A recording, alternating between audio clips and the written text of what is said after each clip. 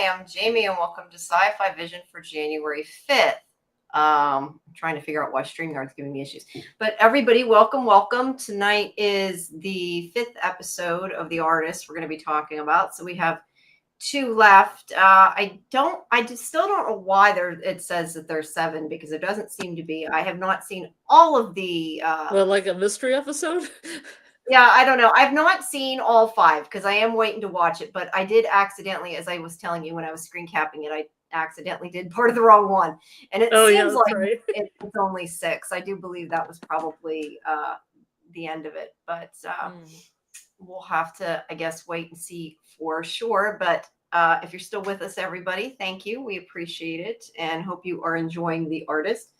Please make sure that you like the video, hype it if you can, subscribe to SciFi Vision, and check out all our other videos. And also go to, of course, scifivision.com for the stuff that's not on videos. I just put up the Lucy Lawless interview earlier today. That is for My Life is Murder. Fletcher, I'm assuming that you're talking about Stranger Things.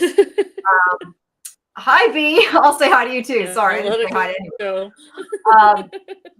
If you're talking about Stranger Things, it is a making of for season 5, because I saw the people saying that, and I also saw the actual advertisement. So, is that the book thing? Yeah, they keep saying like that there's something special for Stranger Things. At least I'm going to assume that's what he's talking about. And that's all it is. There is no bonus episode as far as everyone is aware. I'm trying to get that to line up. All right. But yeah, I don't know. Oh, no. Talking about Netflix teaser, not Stranger Things. I don't know what you mean then. What's next? Are you asking what's next on Netflix? I mean, I get the stuff coming up on Netflix by looking it up, but there is an Agatha Christie thing we were talking about on Netflix. Yeah. There's it starts on January 15th. Oh, I didn't realize it was on Netflix. Well, maybe we'll have to check that one out. Maybe we'll cover it. Hey, Dieter. Let's see who else here. We got Nicole, B, Jen, Kimberly, Fletcher. Who else? B. I think I said that. Dieter. Well, welcome everybody. Anyway. Thanks for coming. Yes, thanks, Dieter. As I said yesterday, I think you guys remember for me to say like and subscribe more than I do. I tend to forget until somebody posts it in the chat. So thank you. But yeah. Jamie was way too busy putting all the asterisks in this week's title. Yeah. I had to retitle the episode because apparently YouTube does not like the word whore. I don't know whether it's the title or the thumbnail, but I had to start it as well for it to accept. Well, I mean, it accepted it, but it was going to be limited, and I didn't want it to be limited, so I had to fix it. Oh, Jen, I'm sorry, I missed Jen. Hi, Jen.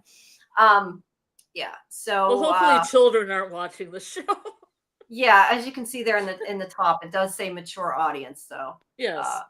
It did disconnect from Facebook. How annoying is that? It disconnected from my Facebook. This is StreamYard for you. But while I'm doing this, what I will do is I will open my Facebook and say, go here, people. I don't know why it shouldn't have done that. It's being stupid. StreamYard's kind of, you never know what it's going to do. But yeah, so we got 2 episodes, this one and then one more episode. And then I guess we're done, unfortunately, because that kind of stinks. I really am enjoying it. I wish there was more, but I kind of doubt that there is going to be a season 2. Sorry, go ahead. That's okay. I'm just saying that it kind of picked up, and it's kind of weird that there's only 1 episode left, because it seems like they really have to stick the landing with the whole dead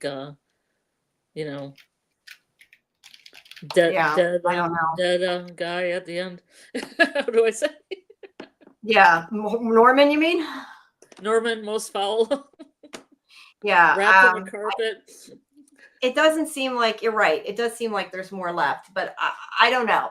Look, I didn't want to watch it ahead of time. So after I accidentally saw how he got murdered, I scanned forward and kind of listened to it a tiny bit. And it did seem like it was the end, but I could be wrong. Maybe there's a surprise one, but I highly doubt it. I think Internet Movie Database was just wrong. on our YouTube. Sorry, I am so bad at like typing at the same time I'm trying to talk. I it's like rubber. This thing. I can't do it. Sorry, there we go. Now I don't know why it disconnected, but let's see. Netflix has teased that more details about 2026 will be revealed on January 7th, with may include title projects. Well, if you guys really do want to know, I can probably tell you what's coming on Netflix. When we're done, I can do that because I can go into the press site and tell you what's upcoming. But there's no more Stranger Things for a while. That's yes. Be saying I thought for a second maybe it was like that Yellow Jackets quote unquote bonus episode. Yeah, I don't know. But look, to be fair, they did kind of cause it by advertising something was coming. It's their own fault, in my opinion. Oh boy. But that thing that's coming is like season 5 behind the scenes. It is not it is not a new episode. I mean, I bet Matt and Ross are laughing hard at just about anything. I think they always stand behind the scenes laughing at the fans. Probably. I wouldn't be surprised. No, I don't know. So stupid. And thank you, B. I appreciate that. Be like B. There. Always like the video. Be like B. Be like B. I did have a dream about Yellow Jackets last night, like bees. Yeah, I know. You actual Yellow Jackets, the small bees, but then young Natalie was there, and that was a big Yellow Jacket. Dreams are weird. Big Yellow Jacket with the real Yellow Jackets, huh? I don't want to be stung by Yellow Jacket. That's all I gotta say. Kimberly had said that she likes the episode and agrees about liking Evelyn with you. She's her favorite. I like Evelyn very much too. I liked Evelyn more even so after this episode. Although I want me some more Clark Gregg. Come on. I signed up to watch. No, I'm just kidding. What's the name of the actress that plays her? Because I want to see her out. Has she been anything else? She was actually in, I don't know which Marvel movie it was, but she played young Black Widow. Scarlett Johansson. Yeah, she is. I'm going to say that. I can't think of the actress's name. I'm blanking. I hate when I do that. She is the daughter of the one that's from Resident Evil that I can't think of her name. Mila Jovovich? Yes. She that's probably why she looks a lot like Mila Jovovich. That would be why she looks a lot like her. Yeah, because she does have that kind of. Yeah, okay. She was reminding me of someone, and now I know. That would probably be who. Yeah, she does. No, she does. Yeah, you know what though? I also think she kind of looks like Holly, because when I see Holly on things, I mean, I keep thinking of her. Although obviously Ever's older, but I see that. I think the actor they put on the teaser is also the actor that portrays young Joyce. That's why the fake ending theory leads to that teaser video. You know what? Look, if it gets Netflix more viewers, they're probably happy with it and just pushing it. That's all I can say. But as far as I know, there's nothing else. Is it in 2 days now? It's on January 7th. We'll see, right? Yeah, I guess we'll find out in 2 days. But I mean, there is the spinoff. I mean, I can tell you that. There is the spinoff. That we know. But as for more Stranger Things, I highly doubt it. But I can always look and see what if they're announcing it officially though on one of their Tudum things or however you say it, they may not it may not even be on the press site unless it was something that was sent to people, which I don't think I got. So if that's the case, then it would be embargoed anyway, and I couldn't tell you. But I don't see anything specifically like jumping out at me as being new. So, but yeah, there's a lot of theories. But back to the artist. We're getting off track. Sorry, guys. But yes, I like. We know you're all here for the artist. You're all here for the artist and to hear us go on and on. But I do like Evelyn a lot, and I think Ever is really good in the role. But I do want me some more Clark Gregg. I gotta admit, I don't know if you're gonna get it. Are you gonna get it? I don't know. I hope so. I thought he was gonna. I mean, they listed him as being in more episodes. But I'm on my Shield kick. That's all I gotta say. I'm on my Agent of Shield kick. Oh, I forgot to wear. I wore my new Agent of Shield necklace I got for Christmas. I forgot to wear. Oh, that's cool. Yeah, I got way too much Shield stuff now. I for anybody who hasn't heard, I'm sure everybody's heard me say that by now. I'm really into Agent of Shield right now.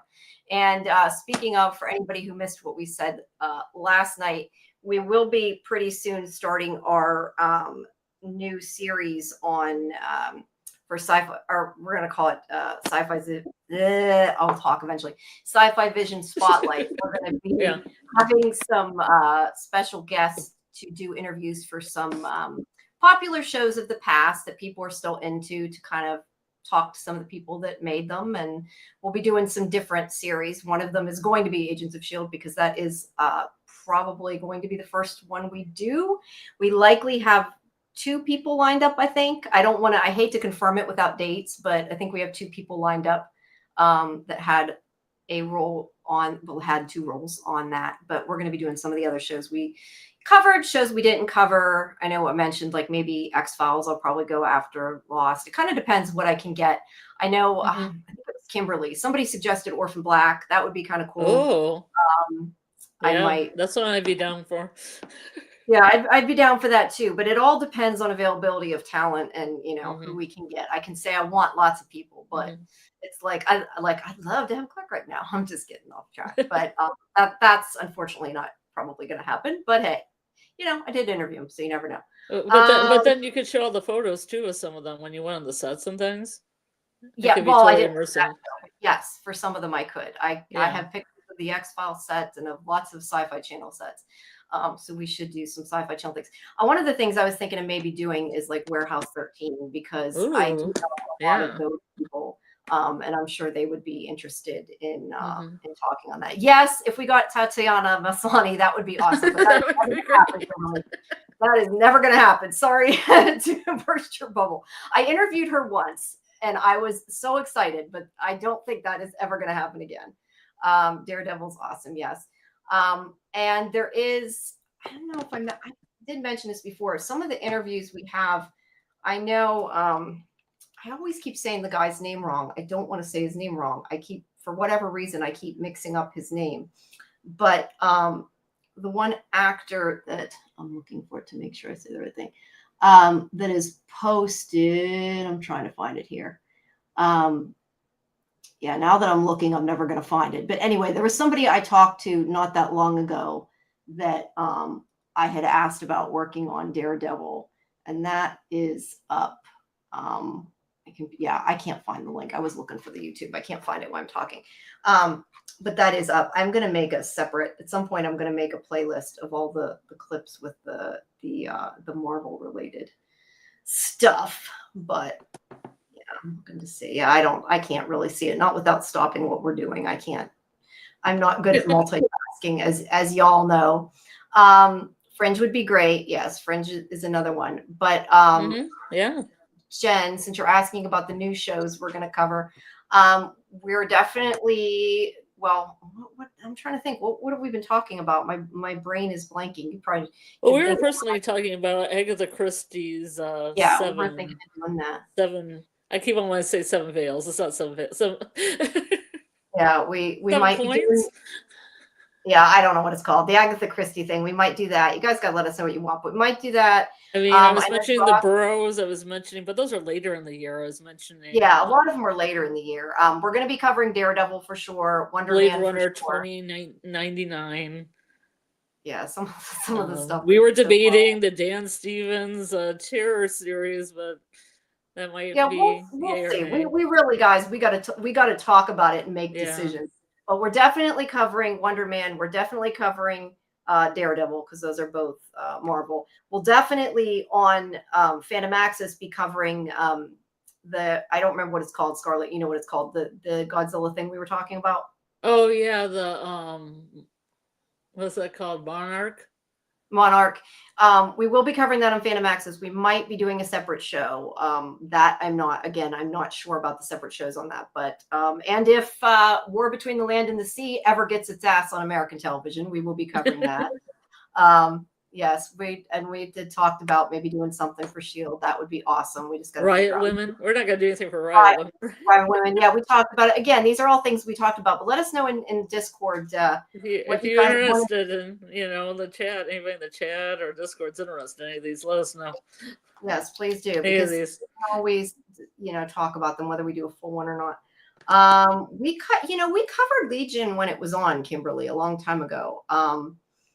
But I don't know. Maybe Oh, if we have extra time, maybe love eventually we'll do Legion. a rewatch. I don't know about right now, but I know Scarlet would be Oh up yeah. for that, and I definitely Oh yeah, I'd be on down. Marvel. One But of my favorite shows. yeah, but maybe not right now, but maybe eventually we'll look into Yeah, that. let's not now.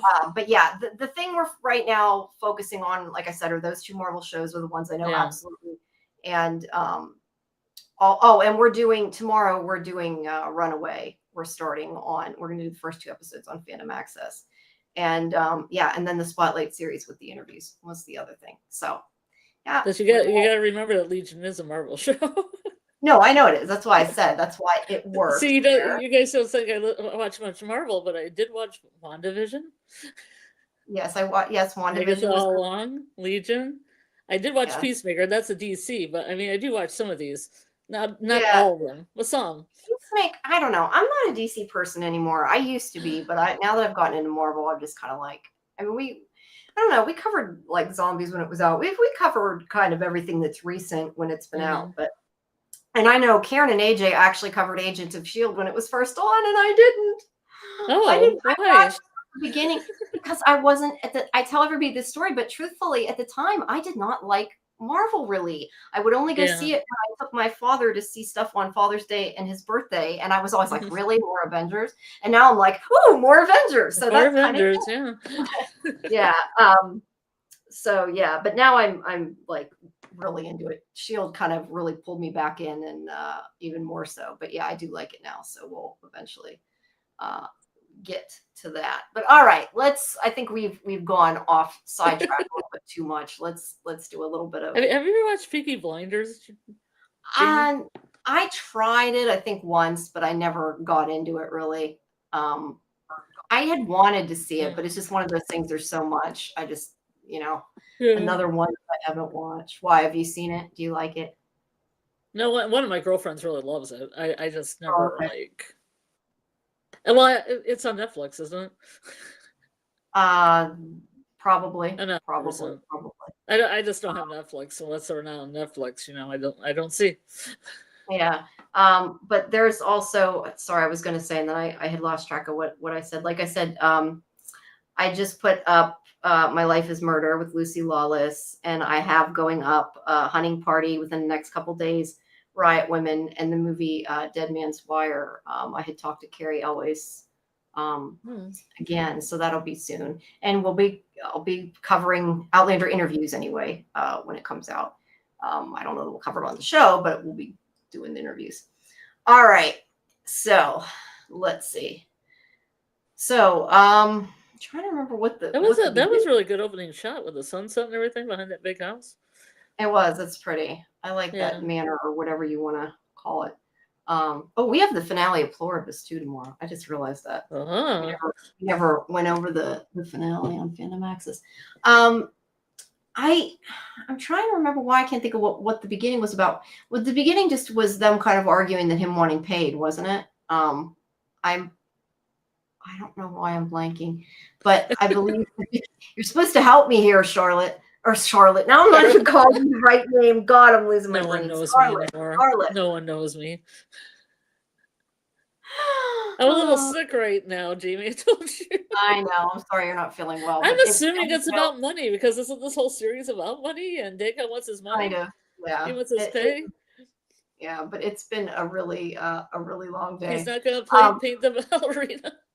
You know what? I know now what it was I was going to do. I said I forgot what I was going to do. I had the notes I took from the episode that I wrote up while we were watching it, and I didn't download it. That's what I was in the process of doing. Okay. I swear I gotta have ADHD because I am in the middle doing stuff, and like 5 seconds later, I'm like, "What was I doing?" So yeah. So maybe I have it here. Give me a second. I gotta close that. Yeah, I'm just trying to hold on, Jamie. If you're not feeling good, we can always stop early too. So, I know what it was. It was him. It was kind of, some of it was flashback because it was showing, I don't know why there are pictures of this stuff in between. That might have just been the very beginning. But this is where he couldn't sing. He couldn't. Yeah, this part I remember. The main part of the episode started when it was showing a flashback of Norman Henry not being able to sing and being In tone. in tone. Yeah, not that he couldn't sing in tone, and being made fun of for it and admonished for it, and it really bothered him. And that like kind of later wraps up, comes back around to wrap up the episode, because he feels bad for Evelyn later on because of the way he was treated. And I believe it was his father yelling at him, wasn't it? His father was, yes, that is definitely the case. This was a church, and his father was the one that was not being very nice to him for not being able to sing and was embarrassed by him. And that's when Marion picks up the story and is saying that she met him like right after his father died. And because I remember they had the shot of him in the front saying, "I'm sorry I did that. I'm sorry." Yeah, he kept saying "I'm sorry over and sorry," over again. Almost like they told him to say it over and over again like a punishment. Almost, yeah. He's Yeah. apologizing for his bad singing. Yeah, I don't know. It doesn't sound like his father was that nice, but it definitely shaped him at any rate. And that was when, whenever his father passed, was when Marion came in, which I'm guessing was what that date was for, 1867. Yeah. Yeah, that comes up later, everyone. I remember. Yeah, it does.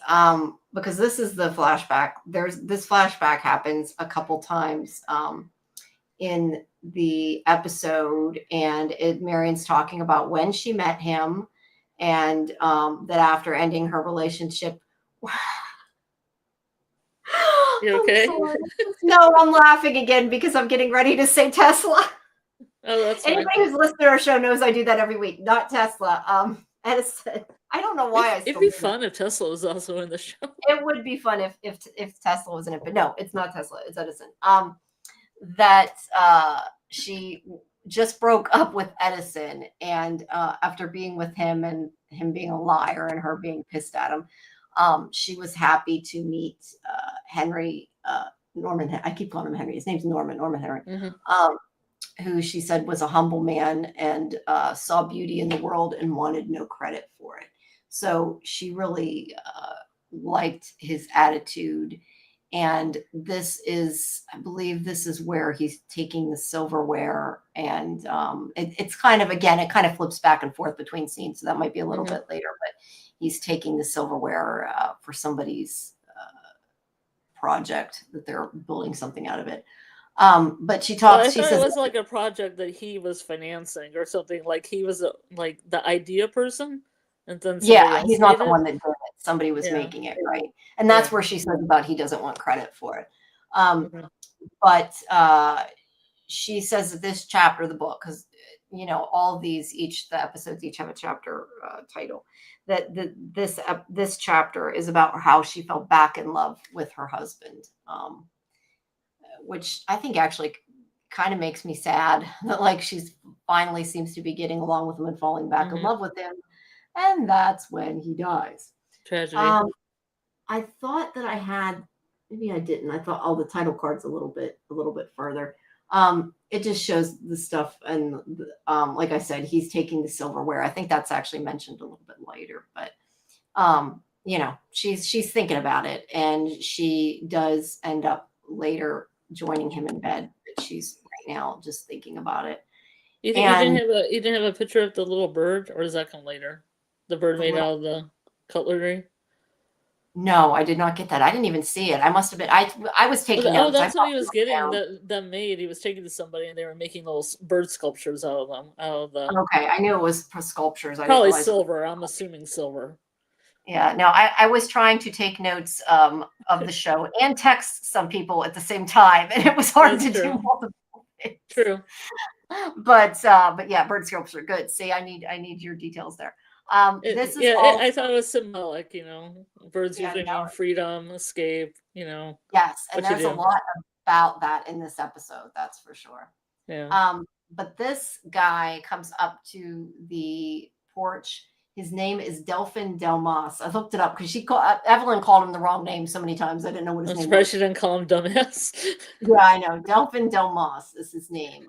Yes. Although the other women there said that his name is Delmas, and he like pronounced it different. I guess he thinks it sounds, Mm-hmm. I don't know, Yeah. better. But Zachary Quinto is playing this character, and he is a lawyer. He is the one that is there to help Evelyn out with her crime of the century run through. And he's looking for her. He doesn't, I guess, even know she doesn't live there, because nobody even knows who she is when he's going around. He's like, "Where's Evelyn?" And they're like, "Who?" And he's like, "Where's the main house?" So he has no clue. There's the title card. Fucking horror, which we learned YouTube does not like the second word either for a title. So there you go. That's why we used all the stars, so it didn't block my video. But for right now, it's in all its glory. Yeah. Is it spelled Dumas? No, it's not. It's spelled Delmas. I'm probably not saying it right. Delmas. Delmas. But he comes into where the help is, and he's very rude to them. He's asking about them. They have no clue who he's talking about, because they don't actually know who Evelyn's name, but they do know who Evelyn is, because all of the help is back there arguing, because they were all invited to her trial, and they're like, she didn't invite you. Why would she invite you? But she invited everybody. So they don't even know her name, which is kind of sad, but they know who he's talking about. But he comes back and he says something like, show me where the real people are, which is so rude. And they give him this look like, you think we're going to help you now after you just called us not real? It's the help, man. They're the help. That's all he looks in as the help. But they're ready to go to the trial that she's going to have, as she calls, a dress rehearsal, is how she looks at it. Yeah. I am trying to, give me a second. I got to move this window. I'm trying to see everything at once, and I'm having a really hard time fitting it on the screen. And I think it's because I don't have Word on the other monitor. So let me move it around. All right, there we go. Sorry.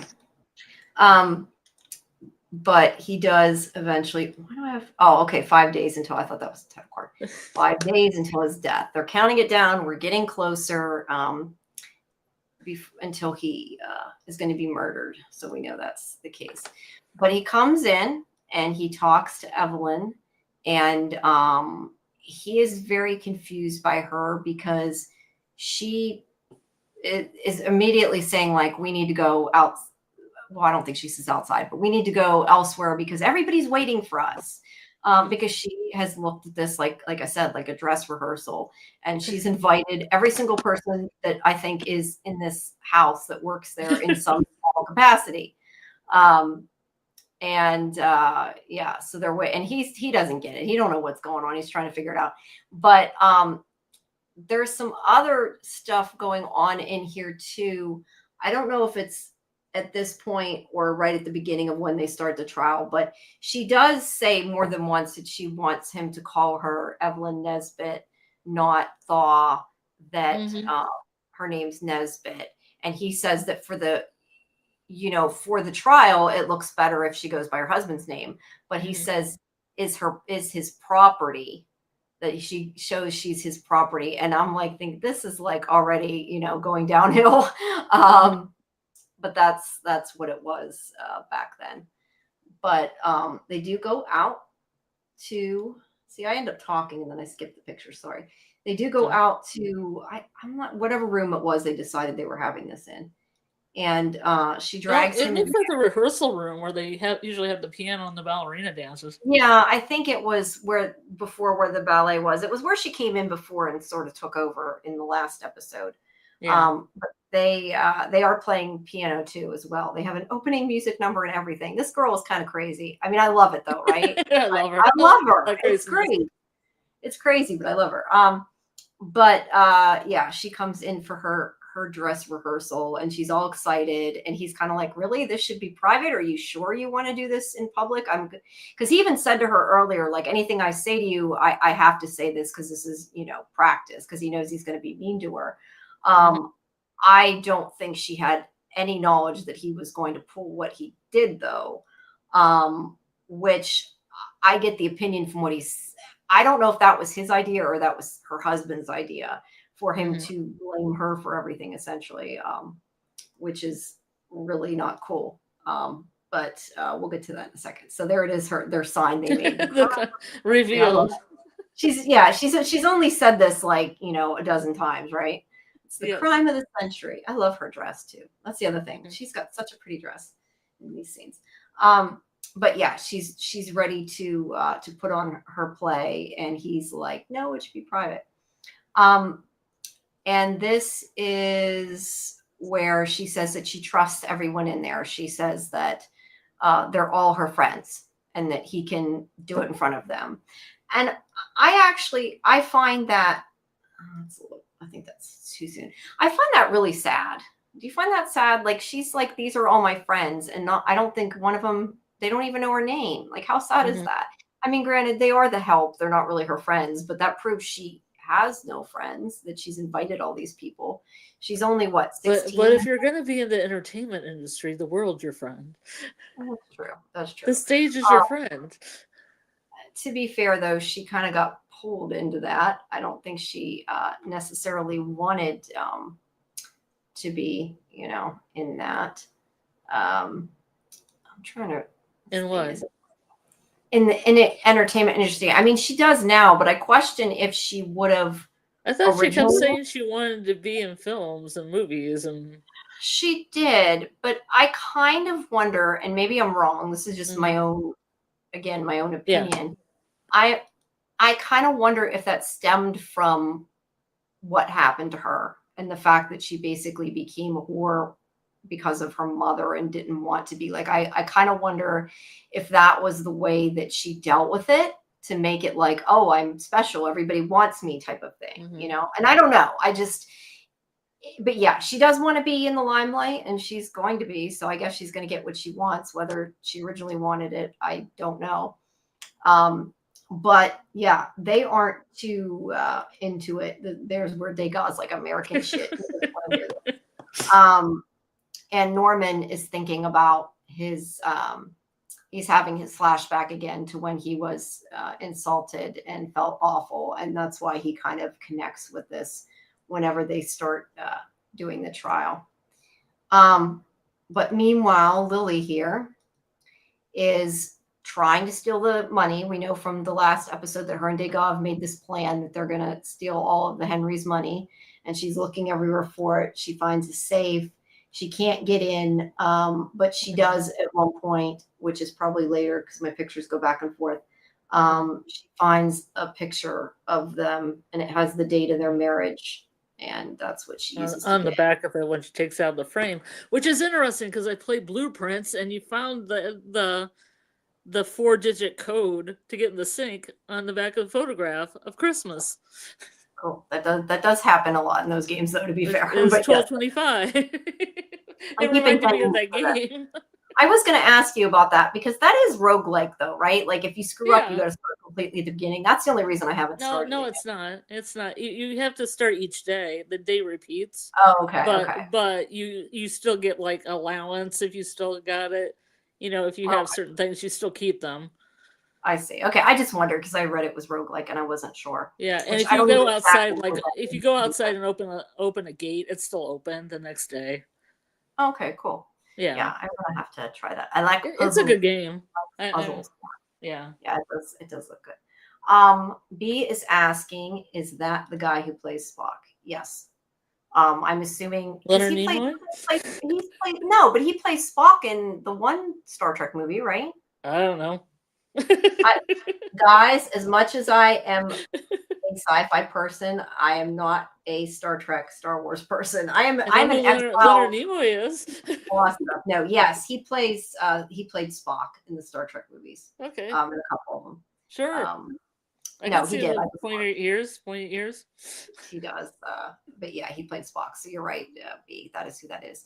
He was also in that, I don't know I forget how you pronounce it, but that Nosferatu, that like it's spelled out.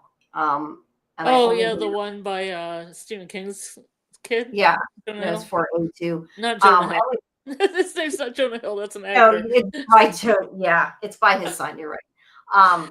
What's his son's name? It's not Jonah Hill. I think it's Joe Hill. Joe Hill. Joe Hill, I think, something like that. Anyway, Yeah, I saw that. I saw that miniseries. I'm familiar. yeah, I had interviewed him for that. That's why I remember. He was in that. But anyway, and yes, also from Heroes. He was the very, Oh, very okay. evil guy in Heroes. No, I lost track of what I was saying. I never saw Heroes. It's good. You should watch it. That's fine. Yeah. But yeah, Lily is, as I was saying, Lily is trying to break into the safe while he's busy. She's like looking around, and she does find the picture. I'm trying to like go in order. I took way too many pictures, but she does get the culmination off the photo. Save the cheerleader, save the world. You're right, B. Yeah, I couldn't really see what the photo said on the back, but I just assumed it was something to open the safe up with. Yeah, it was the date. I'll put it up when I get to it. I'm just trying. I don't want to go too far. But this is where she's telling him to, call her Nesbit Thaw at least instead of, or call her Thaw. Yeah, Nesbit Thaw. She doesn't want to be called just Thaw. And she comes off very ditzy, which she is, but not all of it is her fault. And she does at times seem smart too. So some of it, I'm not sure how much she's putting on. But he starts, I don't want to say verbally attacking her. That's maybe not the right wording, but questioning her. Yeah, when he starts questioning her, he's aggressive, like they will be. But I kind of got the opinion I don't know, he almost seemed to enjoy it. He definitely didn't care that he was upsetting her, that's for sure. But he starts asking her about her relationship with Stanford White. Now, we know before, I mean, she had like sort of lied to her husband about it, but she says that she was romantically involved with him. Now, I feel like so much of this episode, not this episode, but her character, I guess, I feel like so much of it is just about consent is the true point of all this. Because, I mean, look, she clearly was, like, she knew what was going on. She accepted it. She was okay with doing it, per se, but she was 16. So, I mean, it wasn't really her agreeing to it. You can't really necessarily. Well, back then, back then, yeah, they were different. I mean, I was telling my boyfriend earlier about this episode, like about how people in the 1900s, when they had to take care of their family, like she says later on the episode, it wasn't anything for parents to exploit their children, either make them work in factories for 18 hours a day, or if they were pretty, make them model or do something for the bucks, or get a quote unquote patron, or go on a date. Yeah, but I question. I don't know. I sometimes question how much she, I don't want to say understood of it, but she says that yes, they were romantically involved, and that she calls him Stanny and acts like she liked him. But then it's really creepy because at one point she says he was like a father to her, and I'm like, okay, but you were having sex with him. Well, that doesn't seem that weird to me. Well, yeah, I don't know. It was the 1900s, early. It was, but I don't know, it was creepy. And then I also have here that this is where, I mean, I can't really say that Norman isn't doing the same thing with Lilith, really. That's true. That's true. But I don't know. The fact that it was just really creepy to me the way she said that. Yeah. But Lilith is still looking for something to steal, and she does find the sword on the dresser at one point. And why is there a sword on the dresser? I can't remember. I don't know, but it's like Chekhov's gun. Chekhov's sword. That's what Karen would always says. It's like Chekhov's gun. See a sword now in the third act, or the fourth, I guess when somebody will shoot up. It's probably going to show up later. And I think that would probably be a good assessment. But I thought I had a picture, but I don't. I went back to the trial, but she does find it there. But I'm just saying, this whole show itself, the idea that women didn't have many opportunities for employment in the early 1900s. They didn't have any agency, and yeah, no agency. You're correct. Yeah, it's. I don't know. I just found I found this episode very sad. Like, I found a lot of it really funny, but I also found a lot of it really, really sad. I found it really well acted, and I really felt once she gets going here, Yeah. Ever's really, really good in it. But yeah, this is where she says, he says, explain the nature of the relationship. And she says, he was like a father to me. And then he's like, but you perform sexual favors for him. And then he starts calling her a whore and asks about her on the velvet swing in his apartment. And some of it's meant to be funny because she's like, you would swing naked. And she's like, oh, it's all in jest. Like, sure. And she did admit again that she had sex with her mother in the room, but she said she was asleep, thankfully. And then he said, I thought he said, was she drugged? And then I couldn't understand for sure what he said, and I didn't have captions with it. I thought maybe he said drugged, but he was definitely talking about her having sex with him.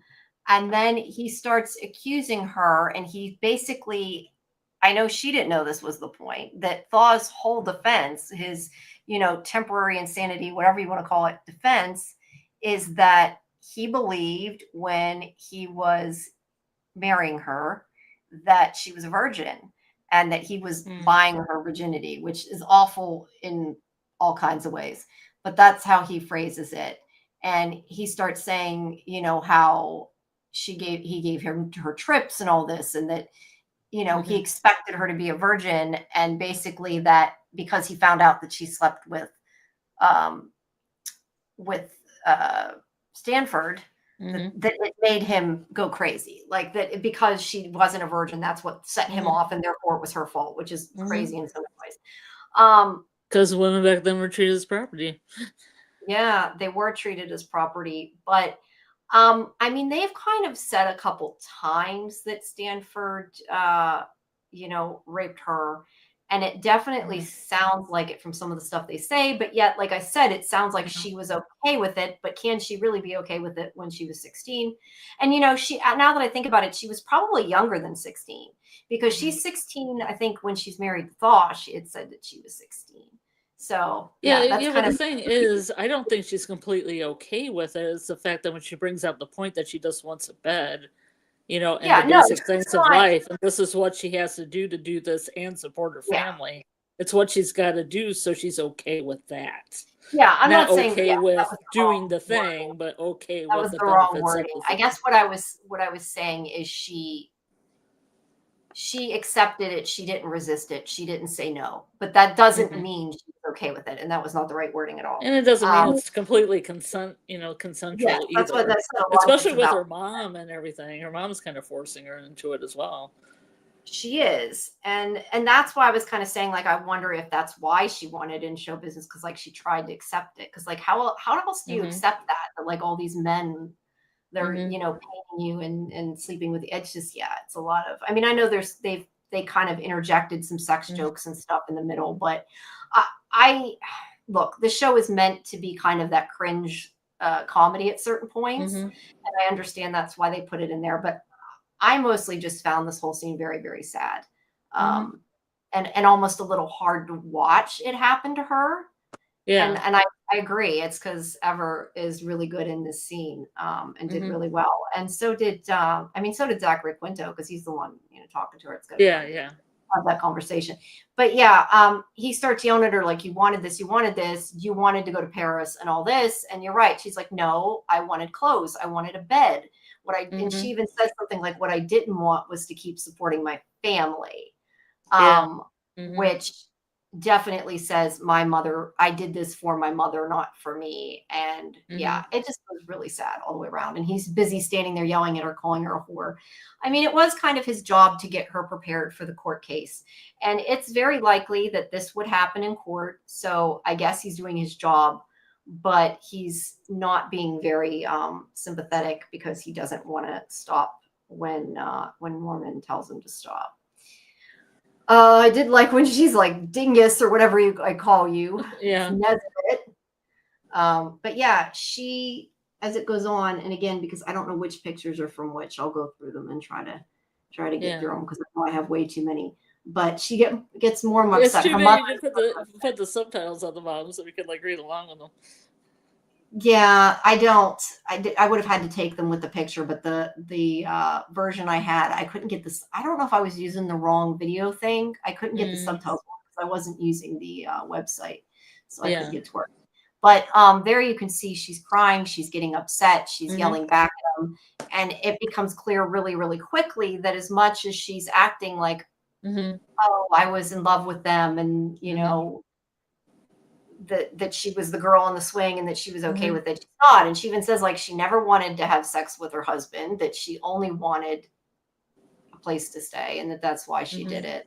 And I like how she goes from frivolous to very serious too. It's a good acting range. It is, yeah, it is.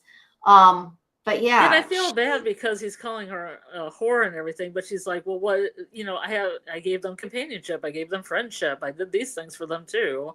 It wasn't just that. Yes, he does say what was the currency, and she says that she believed the currency was kindness, and that the trip to Paris was a gift from Harry. Is it no longer acceptable practice for a husband to give their wife a gift? And everybody in there claps when she says that. Yeah, and he just starts saying she's desperate and she's a whore, and it's just awful. I think the whole thing is awful. But it's done really well. And I think, as like I said, as much as this scene has some comedic moments kind of peppered in there, overall it gets pretty serious and heavy for a bit. And I think they handled it really well. But yeah, I just found it very sad. And it's clear she's been holding a lot of this in, and she says she's going to be a star, but really she knows she's become a whore because they've made her be that. So and she can't really consent if she was 16, under 16. Yeah. But it's interesting about like truth and like the court system, like, because later on you hear that she acted very masculine and didn't show emotion, and therefore she was more successful in court. Because heaven forbid you tell the truth and you actually cry and you say what has actually happened, because you can't have that happen. Yeah, it did kind of seem like, not to save a murderer, you can't. Yeah.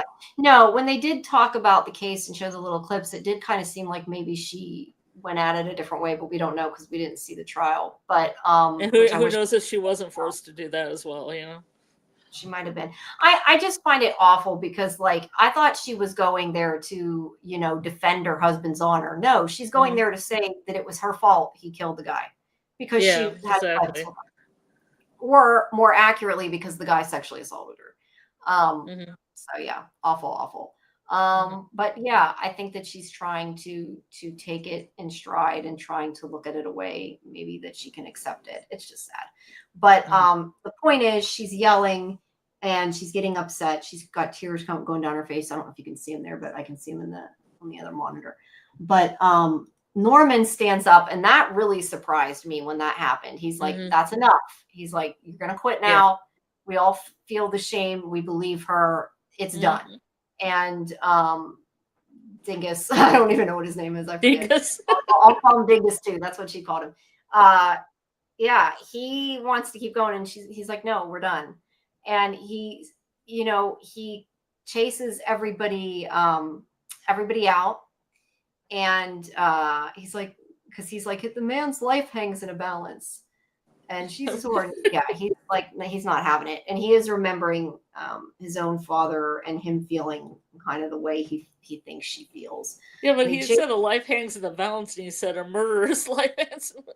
Oh, yeah, that was what I couldn't read my notes. Yes, he's like, murderers. Like, he doesn't care about Thaw at this moment. Yeah. Which, look, that guy's, he's the lawyer. That's what he was paid for. But, and then before he kicks him out, it has this in between. Oh, yeah, there it is. I couldn't see it really well on mine. For some reason, the network app wasn't as clear as your picture. Yeah. Well, to be fair, I pause it and try to get a better, is that a price tag under the doily? Look at that. There's like a price tag or something under it. That has embroidery. No, not that. Like next to it, there's like a square, like there was something under it. Like it to me looks like a sticker or a price tag. I don't know. It's just funny. I don't know who that is in the room. I see. Oh, that's Lily. But anyway, that there's the frame. Hi, Doc. Hold on a second. Hey, Doc. How are you? Sorry, I was looking up something as I'm talking, and I'm like losing track of my train of thought as I'm talking. But yeah, so that's is what she allows her to get into the safe. Hold on one second. Is it a year she puts in then? Yeah, that's what it appeared to be. Yeah. Just like blueprints. Yeah, blueprints. Yeah. I'm glad you're doing better, Doc, and everybody take a minute and go check out Doc's channel as well when you get a chance. At Dr. Kaju Labs. That's what I was gonna say. I didn't know what the name of the channel was. Of which I have co-hosted a few. My memory is TV's shit. Doug Hughes. Okay. I say all the time, my memory is shit. It's nothing against anybody. It's my problem, nobody else's. But yeah, make sure you check out Doc's channel. Yes, and you have co-hosted with him. I know that. But anyway, I'm bad at this. Sorry. So yeah, he chases everybody out and he hugs her. Did you see that coming? Like, I didn't see that coming at all.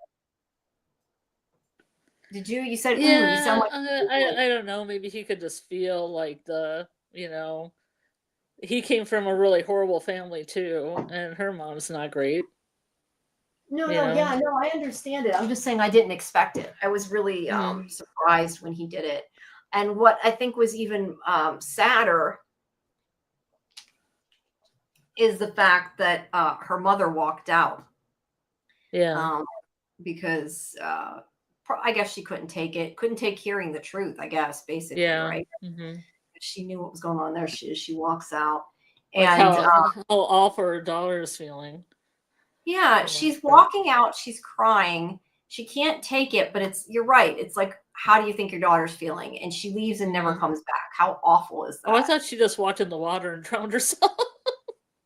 I don't know. I kind of wondered. It didn't say what she said is that she said her mother took long walks a lot of times and to go pick her up, but never returned, nor would she see her daughter again.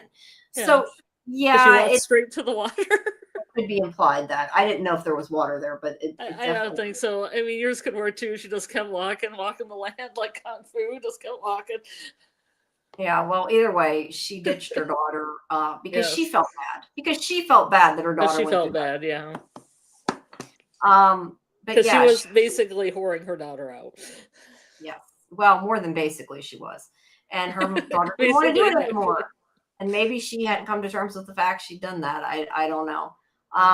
But Marion in the voiceover says that this, let's see. I thought I had written here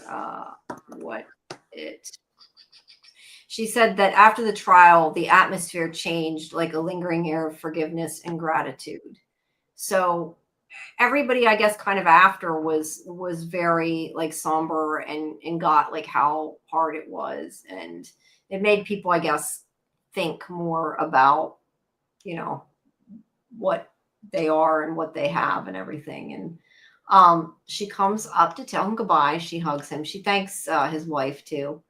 And she tells him that, I lost where it's at here. She tells him that he doesn't have to worry. Like she's basically, this is where she's accepted it. And she's sort of putting on a strong face because she says that, she's the girl on the swing, but she says she's more than the girl on the swing. And he said that, she is. So yeah, she's accepted that, but that's not all she is. She's like saying, I can be something else. And then she turns around and she's like, and you all, next time you see me, my name will be in lights. But she says the reason that she'll be happy basically because she says she'll have broken free. And I think that really parallels the fact that Marion and Lily do not feel free, are not free, especially Marion. And poor Evelyn. And Lilith. Blah, blah, blah. Sorry. Yeah. No, Lilith. Yeah, I said Lily. Lilith as well. Did you say Lilith as well? I'm sorry. Yeah, I think I said Lily. I thought I did, but yeah, Lilith. My tongue just ran over itself. They call her both, yeah. But Marion too, like they're not free. And poor Evelyn, who's had like this hard, horrible life, like she's saying, I can still be free because I'm making the choice and I'm changing it. And, who knows what'll happen. I know from history that he did get out, didn't go to jail. I don't know whether I'm assuming she probably stayed with Harry Thaw though, because like you didn't get a divorce back then. And to be fair, yeah, I'm trying to see if she had any acting credits, but I didn't have enough time to look up the bio. I believe she did from what I had read before, and it does say that like her name would be in lights and she would be famous, and it has Marion saying that what the promise, she would fulfill the promise she made to her mother, that she would be a stage actress, and that people would love her. But then that's so sad when she ends it. And she says, but what she truly desired was unconditional love, which would elude her. I mean, it was kind of meant to be funny, but it wasn't fun. I mean, it was sad. That's all she wants. She wants this adoration because that's the only kind of love she's ever really known. I mean, her husband clearly don't love her. I may like Clark Gregg, but her husband's an asshole. His character's not a nice guy. And this was a real guy. Harry Thaw is not a nice guy. Yeah, I mean, he never loved her. Her mother clearly never really loved her if she was whoring her out. So yeah, she would never find that. But she did get what she said she wanted, which was to be famous, I guess. But this is where she says that she gifted them. She gifted us the lesson: our destiny resides solely in our will to break free. That was in my notes. I don't know if that's exactly what she said, very but poetic. yeah, very poetic. So yeah. So Marion is thinking about wanting to be free. I like all the minks she has around herself. The what? Oh, the minks. All these little minks. Yeah, I was kind of disturbed by that. It's funny. It reminds me of like a cartoon, but they did. I mean, I think they did run with the heads then. Oh yeah, I have one. I bought one for $20 for a diesel punk outfit. But I'm guessing it might be real. Oh no! You could have with a little mouse. A little mouse. Look, I love fur and I love leather, but I want fake. Thank you. Oh, I just bought it because it's better to buy it than waste it. I know. And it's from a long time ago. I'm guessing it's probably not like, at least I'm assuming it's not like brand new made, but maybe it is. I bought it from an antique store. It was probably 19. Okay, that's kind of what I figured. They're not really allowed. I bought it for a diesel punk outfit that was 1993. No, that's okay. I know. I'm just teasing. It's just kind of gross to me. Yeah. Then we also I thought for $20 it was a deal. Yes, it was a deal. But they also show, even though they don't really get into it at this point, that Degas is still watching Marion, because I don't know, he fancies himself in love with her. I think he wants Marion, and he's watching her.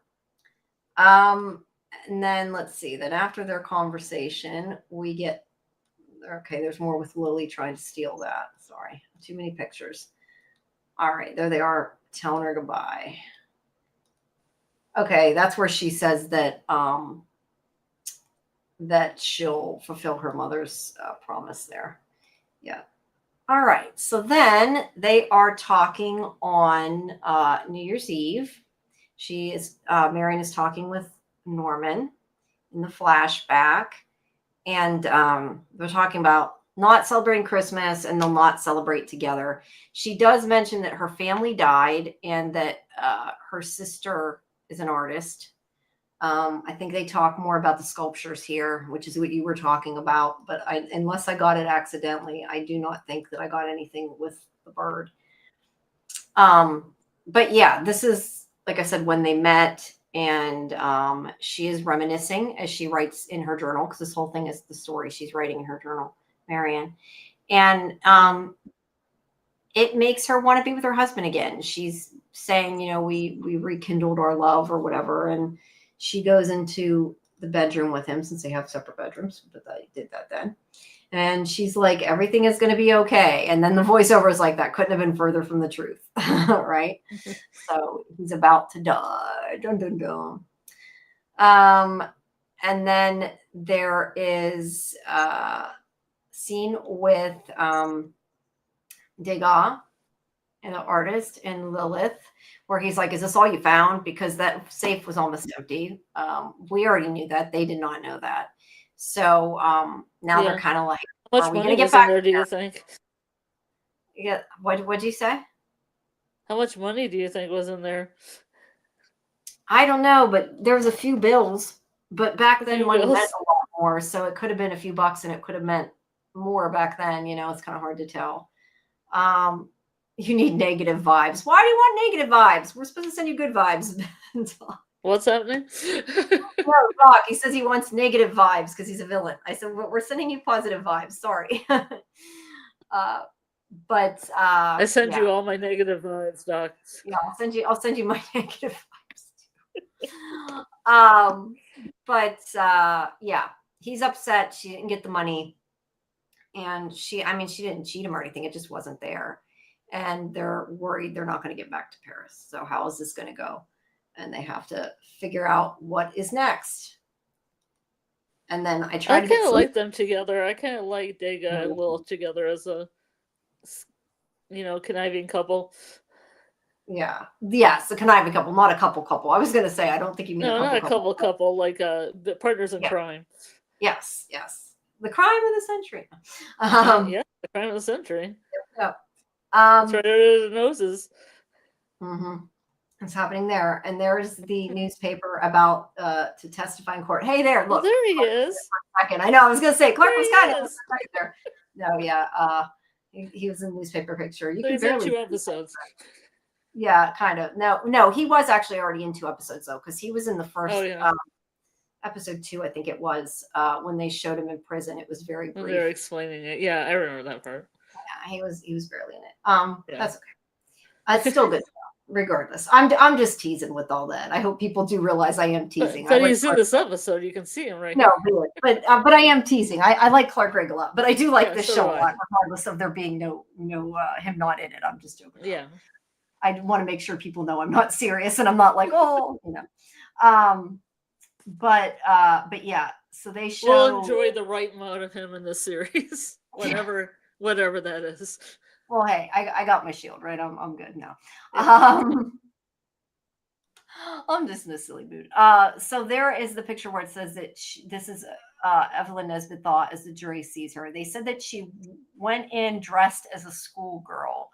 So I thought that was to garner more sympathy, but the way she's dressed doesn't look like a schoolgirl, really. It looks more proper, I guess. Well, I think schoolgirls were more proper than like they were. No, I know, but when they say schoolgirl, it made me think that she was trying to make herself look younger so they would sympathize with her more. But that picture there doesn't make her look younger, but it may just be because it's a photo too. I don't know. Well, maybe it makes her more serious if she is one, like a schoolgirl, like maybe a college girl or something. Yeah, the Velvet Swing. It could be, but I think they meant schoolgirl. And yeah, and then it says the Velvet Swing. I assume that that's a movie poster, so I guess that's just showing. I hope that's real. End up in lights. What? I hope it's real.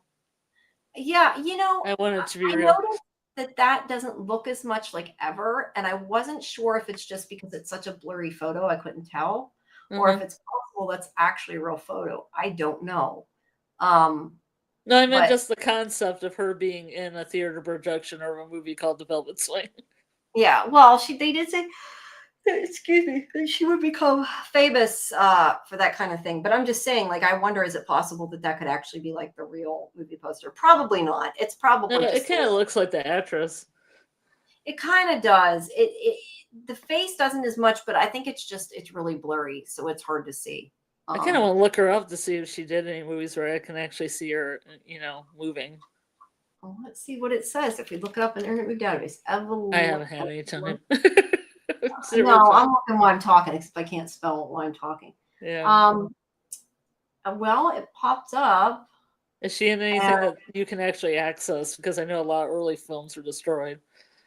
Well, I don't know about the film, but it says she was artist, model, and chorus girl, was at the heart of what was known as at the time as the crime of the Crime of the century. century. Her abusive husband, Pittsburgh millionaire Harry Thaw. I did not know that he was from Pittsburgh. That's interesting. Yeah. Murdered Stanford White, blah, blah, blah, who had taken advantage of 16-year-old Evelyn and subsequently become her lover a couple of years before she married Thaw. See, it's not sure because we don't know what's real and not what's not real. Yeah. But it makes it sound like he killed him. And at least in my opinion, when I read it, it makes it sound like he killed him because of what he did to her. And it makes Law seem not as bad, but the show definitely makes him seem bad. So I don't know about that. Because in my opinion, if he married her, he was taking advantage of her too. She was still 16 then. So yeah. It just says Harry Thaw's mother, I don't know what that was, if that was supposed to be her or not, quickly financed propaganda, even film to portray her son as a protector of woman's virtue. Oh, okay. He was in a movie too, I guess. At the same time, Beanie reported the very married White's many other transgressions involving young women. So yeah, Stanford wasn't a good guy. Whether Thaw killed him because of what he did to her, I don't know, but it makes it sound like it here. It was ended in a hung jury, and it says he was retried in 1908. Can't do that now. He was retried in 1908 and found insane. He went away to a mental institution for the criminally insane in upstate New York, from which he escaped once. In 1915, he was released.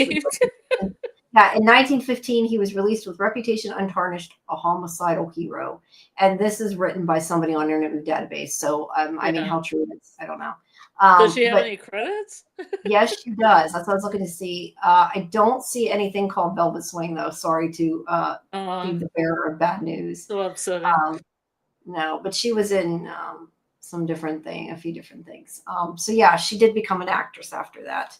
I'm going to have to check that out. Yeah. I'm guessing, though, if they're going somewhat by history, we're probably not going to see him again.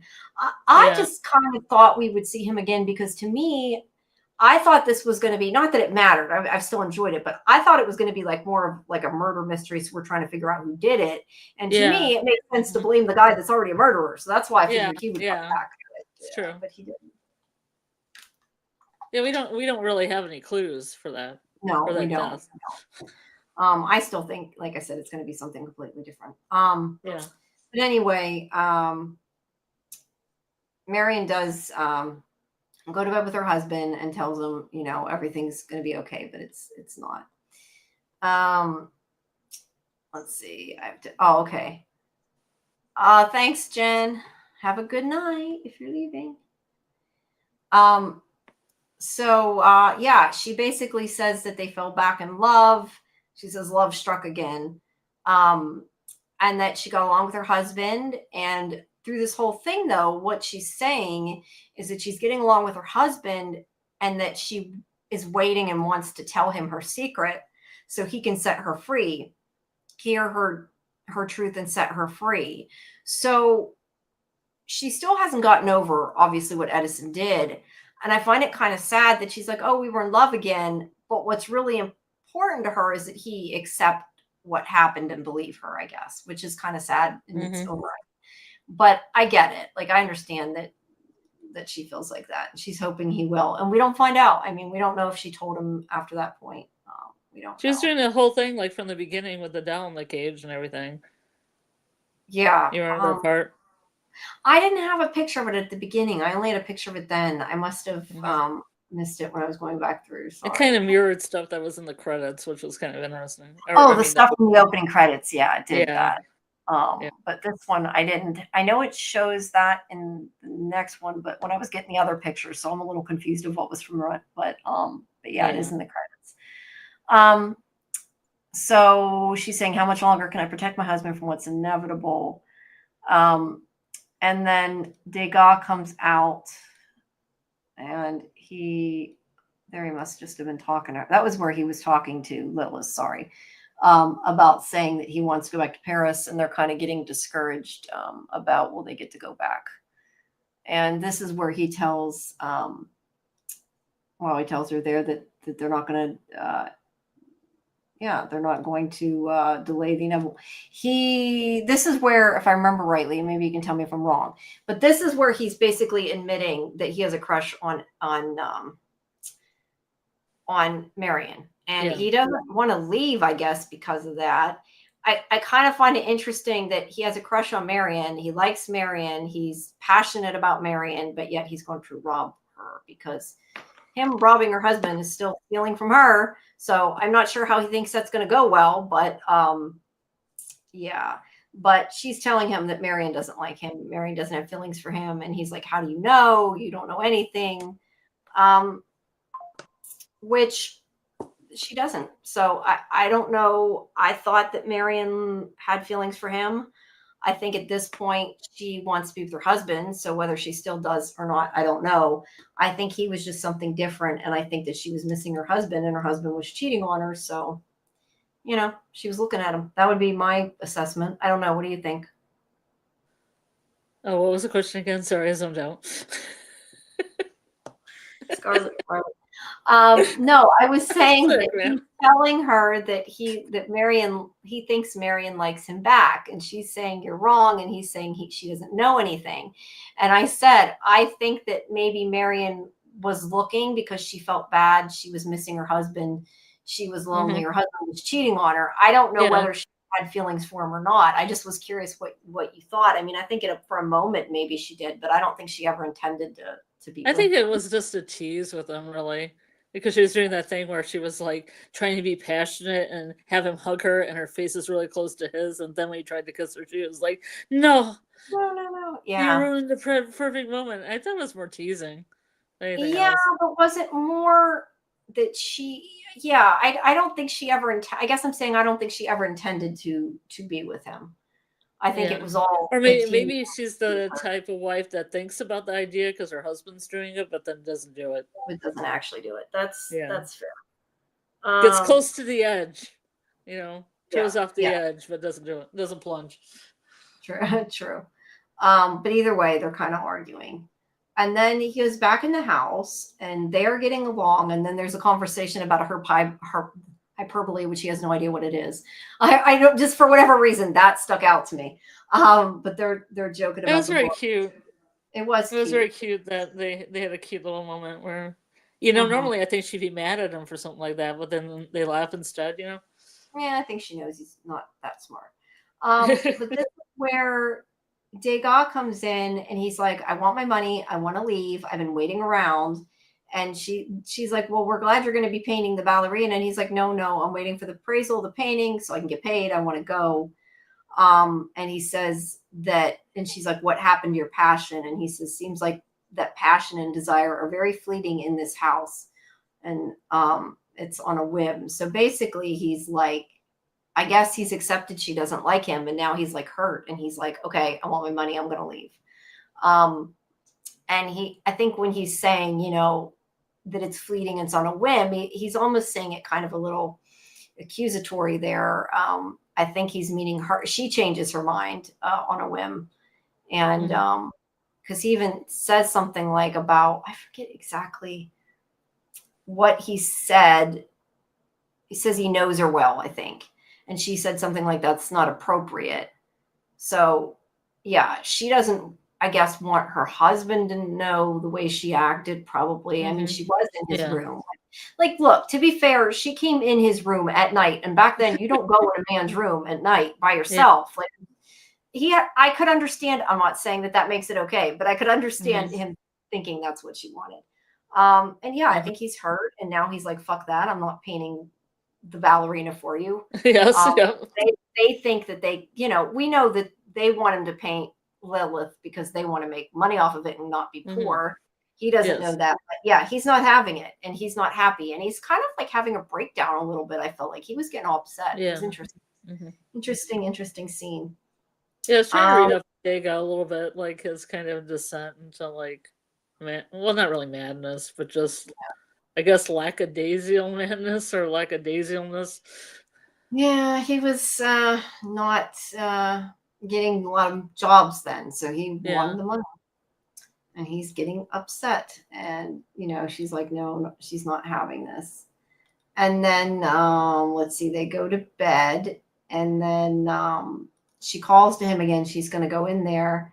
I guess she was going to go in with them for the night again, but she thinks oh no, that's right. She hears something. I'm sorry. She hears something, and that's why she goes in. She thinks Lilith or somebody's in the closet. She looks in the closet. Why did she think that? Why did she think they're in the closet? Because that's where you hide when you're having an affair. And back then, I don't know. You're asking me the question, Scarlet. I have no clue. Is that you? I'm gonna grab the sword. Why is there a sword? Yeah, I mean, why are you in the closet? I don't know. Sword, and he's like, he says, or no, she says, I think, I don't know, easier ways if I wanted to kill him. I think that's her that says it in her head, but it's possibly said it. She said, what I can divulge is that the sword is sharp and cuts quick and clean. And that this chapter is about love, and I'll leave it at that. But he says to her that there's easier ways to kill him. Okay, he said it. I wasn't sure. That's what I said. I had it written. Yeah, they edit it here like she might have stabbed him with a sword, which I'm surely believe is not true, but it kind of is edited that way. I mean, it definitely is implying that he somehow dies by that sword. Whether he does it, she does it, it's intentional. We'll have to wait and see. They all do it. But yeah, the sword's got to be there for a reason. It's got to play into the story a little more, and it definitely sounds like it the way they say it. But yeah, I don't know. She swings it. She's not really looking. He was in bed, so at least at this point, I don't think she could have hurt him. He was still in bed. Because see, he's laying there. But I don't know. We'll have to see. But yes, as she says, this chapter is about love, and she'll leave it at that. So that's what this one's about her falling back in love. So whatever happened, we'll have to wait until the final episode. So yeah, that's the end. She writes really large. She does. It's because it's a prop. She probably didn't write it, to be fair. Really? Yeah, really. So yeah, I don't know. Anything else? I don't know. I tended to like the last 2 episodes more than I liked some of the other ones that were more screamy.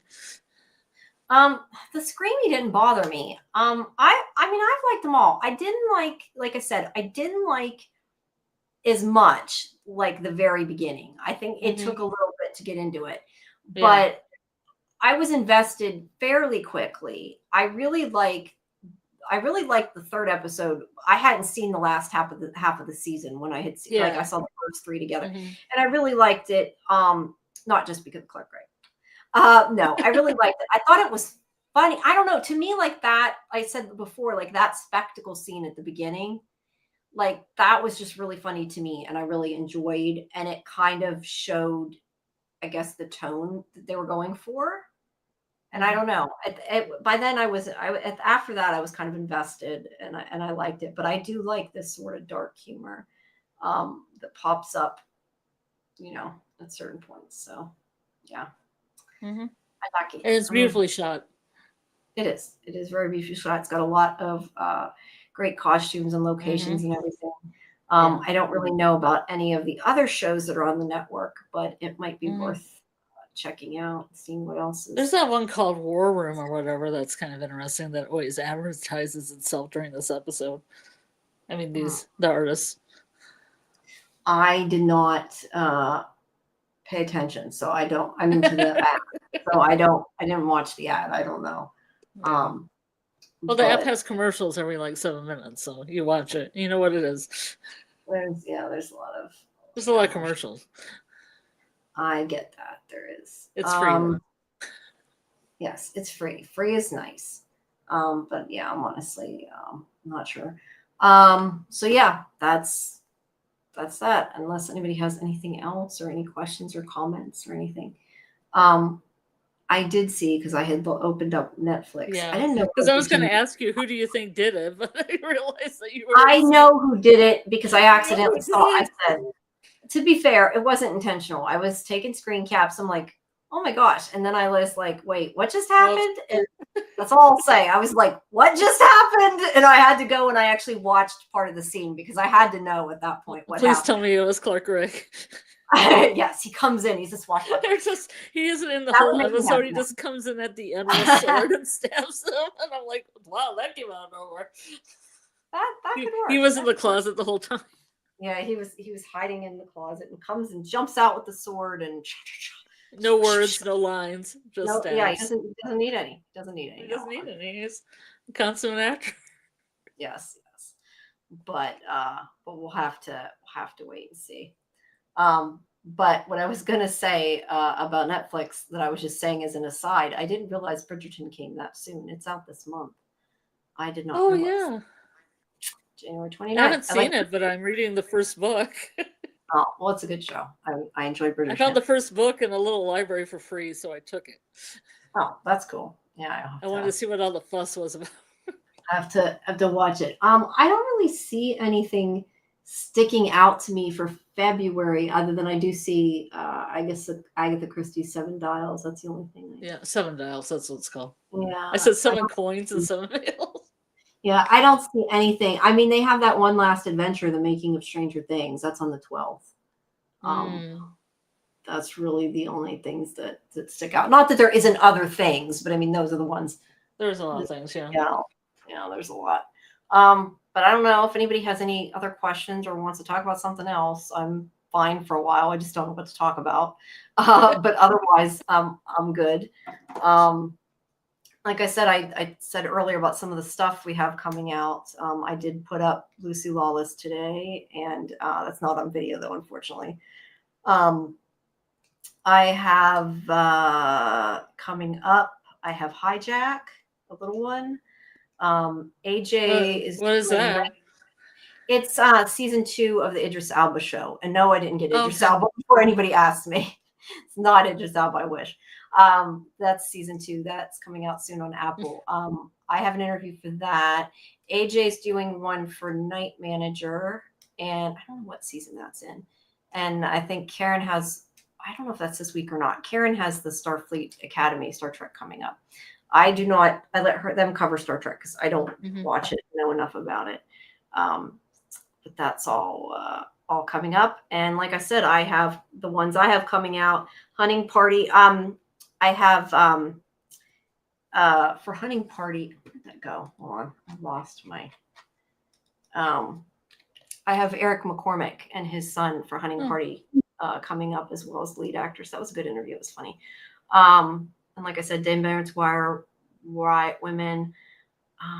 There wasn't a whole lot like this month, just because or this past month, because of the holidays. It's been kind of slow.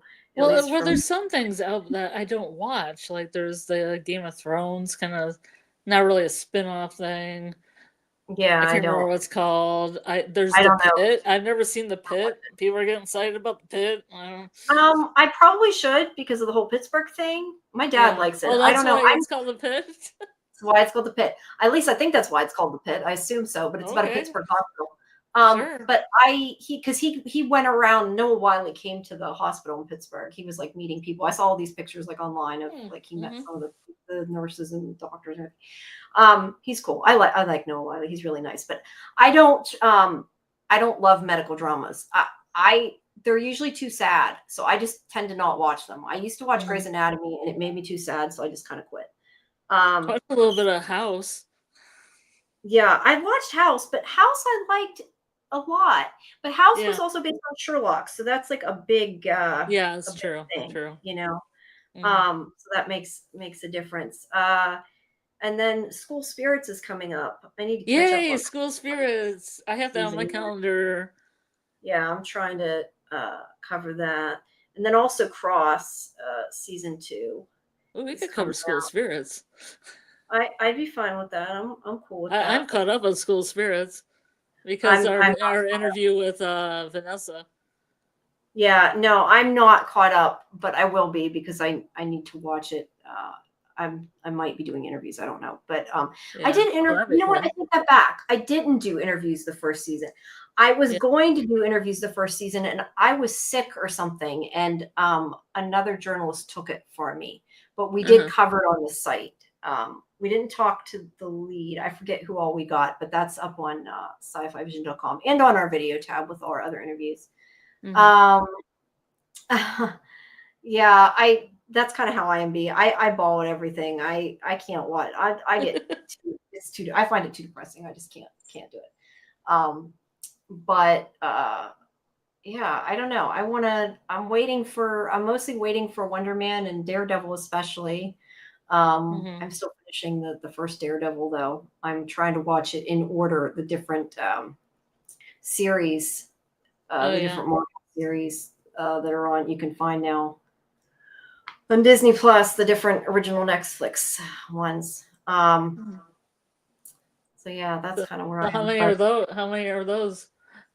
Well, there's Daredevil, there's Jessica Jones, there's Luke Cage.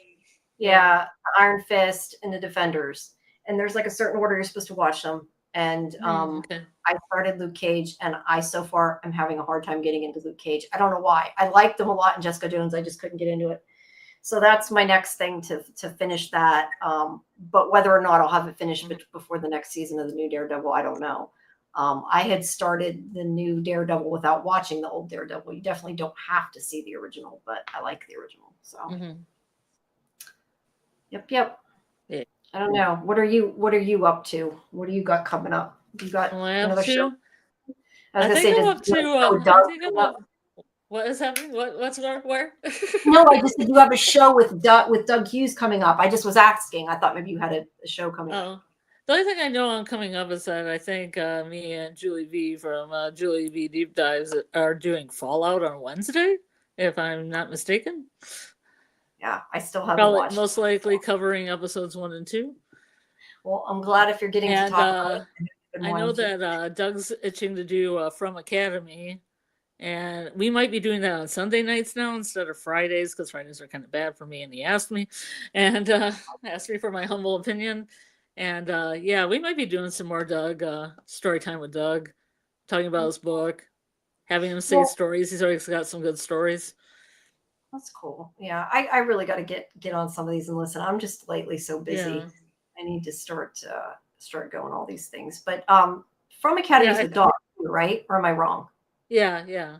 Okay, cool. Yeah, he usually picks a topic and then researches it, and then we go through it, and then sometimes people that have theories on the same subject will either submit them. We've been trying to get people to call, but that seems to be kind of hard. I that's what I thought that he did it too. Some people are better typing out theories than waiting to come on and explain their theory, if you know what I mean. Yeah, true. I think I'm better at listening to theories. You guys go deeper into the theories than I do, at least when it comes to From. I need to get back in the From headspace as well. But that's cool. So everybody check out both of those docs and Julie's channel. And I guess all I can say is tomorrow, like I said, tomorrow as normal, 10 p.m. Eastern on this channel, we have Fandom Access. We're going to be doing, Karen and Age are going to be doing, I still haven't watched it, Percy Jackson. And then Docs is From Academy returns on the 18th. There you go. So we get some plus away. All right. But we're going to be doing Percy Jackson, and we have the finale of Pluribus, and we have the first 2 episodes of Runaway, the Harlan Coben show, which I have to watch. I have not seen yet. And what is that about, Jamie? I honestly don't know. I just intended to watch it because it was Harlan Coben, and that was kind of like enough for me. It says on unless it has to deal with true crime, you don't want the true crime one. No, I don't want the true crime one. I'm not into true crime. It just says Simon's perfect life is shattered when daughter Paige, runs away, later found strung out in a park. Simon's search leads into a dangerous underworld where active violence rocks his life. And it's with James Nesbitt and Minnie Driver and Alfred Enoch. Alfred Enoch's from Harry Potter, so that's cool. Minnie Driver's pretty good. Yeah, no, it does look good. So that's coming up. And so we'll be doing the first 2 episodes of that tomorrow. I think, I'm wondering if we all did Stranger Things on Fandom Access finale. I don't know if we did. Karen wasn't there that one night and we skipped the episode. I think we may still have that off to talk to them. So there may be some Stranger Things, but don't quote me on that. Because I don't want people to come and then be like, come for all of it. And hopefully we'll do that. And then, like I said, you can research more about the mystery episode or whatever, the mystery making. Yeah. We'll let you know if we hear anything. Whatever that thing is. But and like I said, we'll be doing SciFi Vision Spotlight pretty soon. If you guys have, certain shows that you'd like to see us covered, like to see interviews from some of the older shows that you like, please put it in Discord, let us know. But our first, right now, we're focusing on Agents of S.H.I.E.L.D., Marvel's Agents of S.H.I.E.L.D., and probably going to be aiming for like X-Files and Lost maybe next, but it all depends on availability, and we're open to it. The point is to get fan favorite shows and to get some of the talent from before. So yeah, that stuff will be old things, but that will be coming up because we are in the process of scheduling the 2 Agents of Shield, I can't talk, interviews. And that'll be coming up. And then, yeah, and then the other Marvel stuff, like I talked about, and we'll have to see what else. But everybody stay tuned and check out our video tab for the video tab for the other interviews. Let us know the kind of things you want to see. Make sure you join our Discord if you haven't. You can see our schedule. We have Watch Party for the Artist at 9:30 again next Monday before our live stream at 11. Is that the finale? It's the finale. Yeah, and We'll find out who did it, or I'll find out who did it because Jamie already knows. Yeah, because I already know. I didn't I didn't mean to find out, but I will not tell you. I'll let you wait. Oh, I do think I'm probably going to be covering Traders again as well. I did exit interviews last season. I don't know if anybody cares about that. That's not really the same genre as what we do on this show, but it does involve Sweet Sweet Murder, doesn't it? That's true. That's fair. It does involve Sweet Sweet Murder. So yeah, there might be some. I'm hoping some exit interviews for that. But first will be probably Hunting Party. Yeah. Good night, Doc. Good night, everybody. But yeah, let us know what you want to see, and we'll do some other stuff. We're always Eastern B. Sorry, but I do always at least put it in Discord. I need to start putting the schedule ahead of time, though. I don't always remember to do that. I am not good at that. I made up my mind. I'm going to start being better at this kind of stuff. Today, for the first time in a long time, consecutively, like I haven't been doing it consecutively. I've done it, just not consecutively. I posted to Instagram the Lucy Lawless interview because I had posted the one with Clark Gregg and Ever Anderson for this to Instagram, and I've posted a lot of our live streams, but that's about it for a long time. I hate Instagram. I'm sorry. I'm bad at it because you have to format the damn pictures a certain way. Although it seems like maybe now you don't have to as much. I don't know. When it started, it more mattered if you formatted them right, and it's more work. I don't end up doing it. I suck. Sorry. I'm trying to stay on top of that stuff and get all that social media stuff out of the way. I tend to write on X a lot more. So you're not gonna get a TikTok? I tried to get a TikTok, but long story short, what happened was I had signed up. Do not ever sign up for something under an app for something else. I signed up under Twitter, and I have no idea what my password was, and you cannot edit your account anymore that way because they don't want anything to do with Twitter. So I can't fix the account. I'd have to get a new one. So I just ended up didn't do it. But eventually I might figure it out. We'll see. I don't have one. Okay. Well, I don't watch TikTok, so I don't have one. Everything I hear about TikTok is bad anyway. So that's a good point. It usually is. Yeah. It usually is, but no, I don't watch TikTok either. I watch YouTube, but I don't really watch TikTok. But yeah, and then we need to get a new show so I can make more overlays. I think the Agatha Christie one is good for the 15th, but I don't know if you want to do that one. And I'm kind of flexible on what you want to do or not. Yeah, no, we'll talk about it. You can check into it and see if it's. Yeah, no, I'm cool as long as there's openings and people want to see it and I have the time. I know I can't do all of them because I know Lori is doing Cold Water and she's still doing that. If people want to check it out on her channel, Real Cinema Therapy, she is going to be doing Cold Water, but not with me because I just can't do. I'm doing too much, and we're talking about doing this one and that one, and I'm like, I just can't do all of them. So, but I just want to. How long will the one that you're thinking about doing is going to be? How many is that going to be? One night a week, like what's it called? The one where you're doing the X-Files or Lost or whatever. Oh, the interview. No, that'll just be all different times depending on when the actors are available live. If we can get them live. So this it'll is just the interview based thing. right. No, it's not Okay. specific date or time. No, unless we can't get them Okay. live, then we'll probably schedule it, at a specific time. But otherwise, no, Okay. because the goal is to get people live, and do Okay. long All right. views. Yeah. So yeah, so that'll all be coming up. But we'll see how that goes. People were away for the holidays, so it was hard to get a hold of people, and I'm kind of Yeah. waiting to hear about some things. But and then eventually we'll get From and Yellow Jackets and Severance again. It's just going to be a while. I don't think you're getting Yellow Jackets to 2028. It's going to be a while. Even Pluribus, I don't know. I mean, These things From's coming up pretty quick. It is. From's closer. We're not too far away from From. We'll definitely 100% be covering that. Yeah. We'll be covering it a separate show, maybe also on Fandom Max. We'll have to see how that goes. I'm not sure what we're doing, but we're definitely going to be covering it. And we'll do watch parties. So all that good stuff. And we'll do more interviews. So everybody can look forward to that. All right, everybody. Well, unless anybody has anything else, our chat's gotten a little bit quiet. B's still there. Doc, I don't know if Doc's still there. Doctor might still be there. But he said good night. So yeah, no. So he probably left. But he might be lingering. And he might be lingering. He might be sleeping. We don't know. That's okay. I mean, I've been chats before where I'm the only one in the chat, and then all of a sudden everybody's coming back saying, "Well, I'm working right now, and I'm just listening," and it's that does happen. The later you get, but I need sleep, so I'm okay with there. B's still there. B's still there. Well, thank you, B. We're glad you're still there. Yes. Yeah.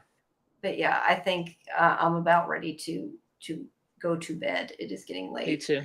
Although I do have some video to edit. I got a lot of video to edit. I'll just say that. There's a lot of interviews coming up. I just got to edit them, and it's a pain in the butt. I don't mind it, but it's a pain in the butt. So I got that to do. But all right, everybody. I don't know. I do that, don't I? Because AJ called me on that when I get into that weird accent. I don't know what the fuck that is. Oh, you got a southern accent going on at the end? I don't know what it is. I just start talking in a weird southern accent. Maybe that isn't even when you get tired, you just start getting the South in you. I do, except it's bad. It's a bad accent. It isn't good. Yeah, I don't know. The other thing is, I was going to say, I just thought of all of a sudden, I do eventually might be, if I can, I mean, I have to have the money to do it first, and there has to be something going on. But I have been kind of toying with the idea of going to a convention and covering it on location, like a live on location thing. But there hasn't been, I mean, everything had gone on, like with me hurting my leg before and everything, so it kind of got derailed. But I would like to do that. I had the idea to do that, but there's got to be something locally that I can afford to go to because I can't. Usually they're far away, and you have to be able to have a hotel and everything else. But what do you consider locally? Well, locally enough that I can drive in one day and don't have to spend the night. Okay. Yeah. Unless somebody wants to pay for the hotel, then I'll go to a farther one. But no, I can't. You can sleep on somebody's couch. I can sleep on somebody's couch. No, I mean, I had been going to go to the Steel City Con at one point, and I didn't get to go to that one this time because of some stuff that happened. And so yeah, what is it called? Steel City. Oh, Steel City. Pittsburgh. Yeah. Comic-Con?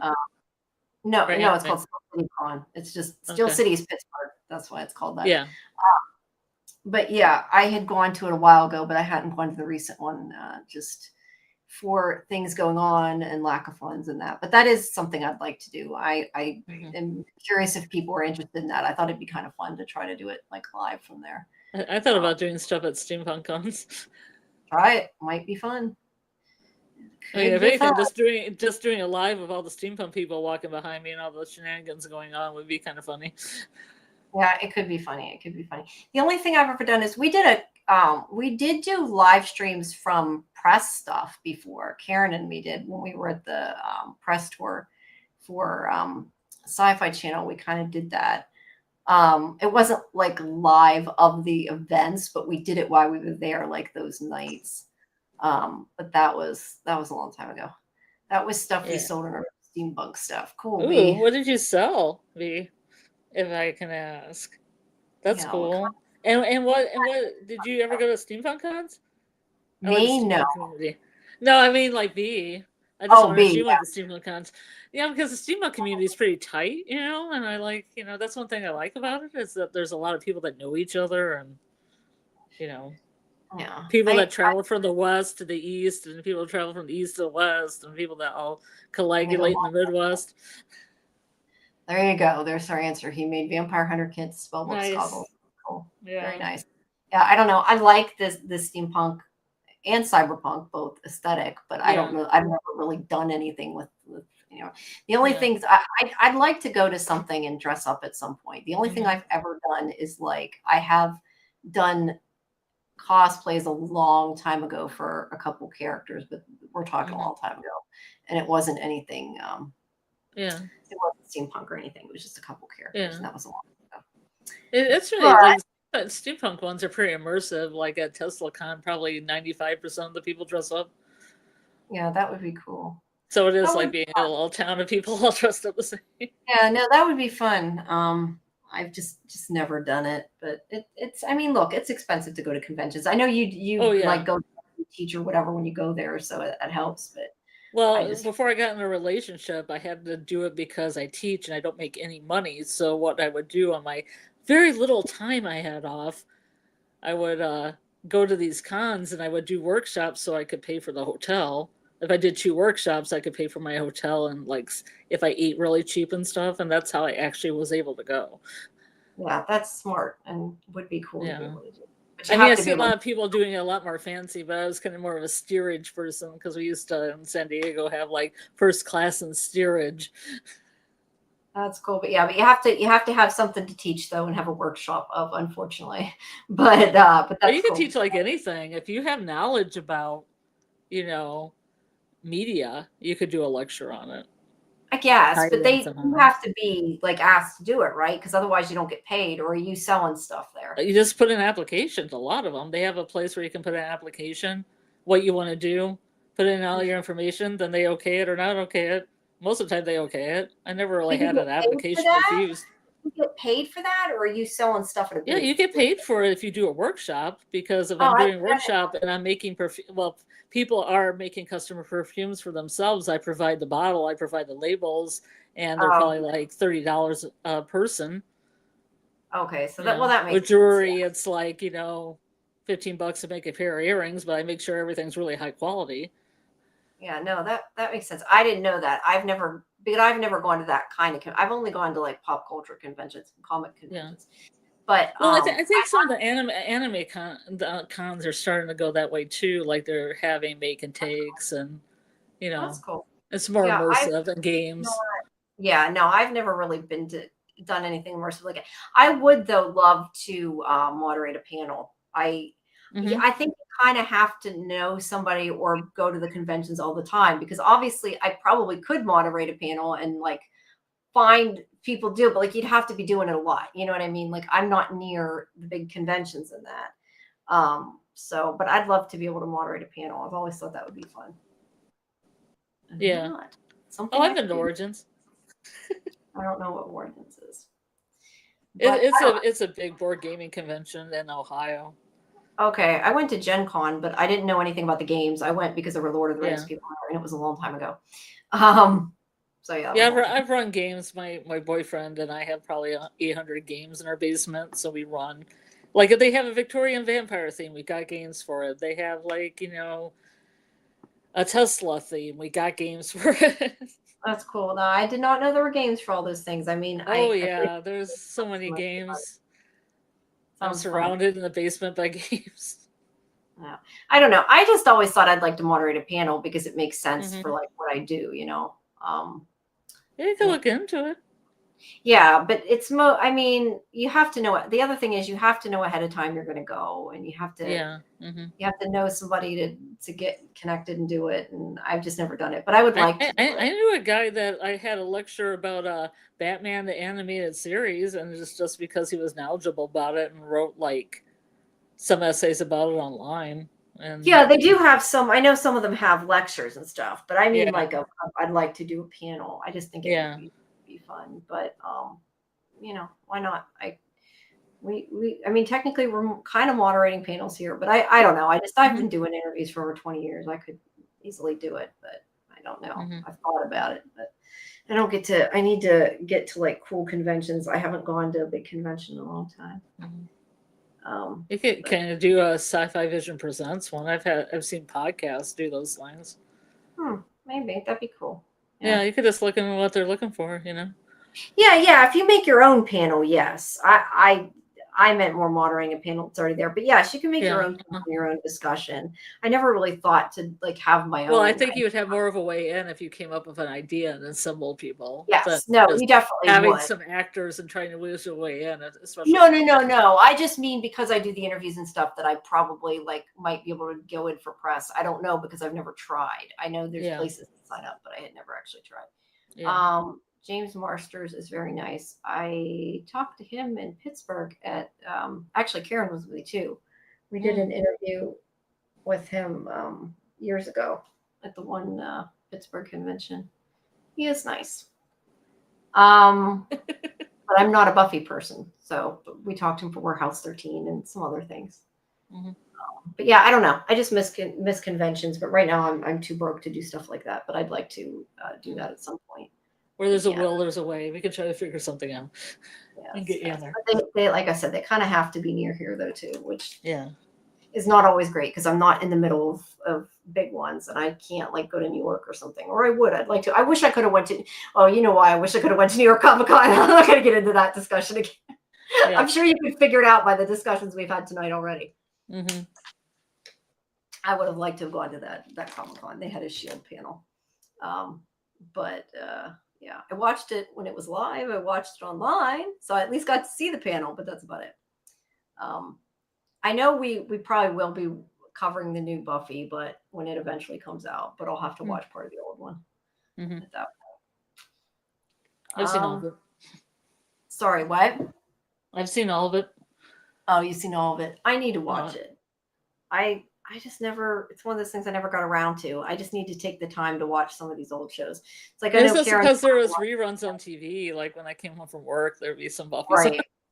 Right. No, I just never got into it. I mean, I watched a couple of them, but not much. I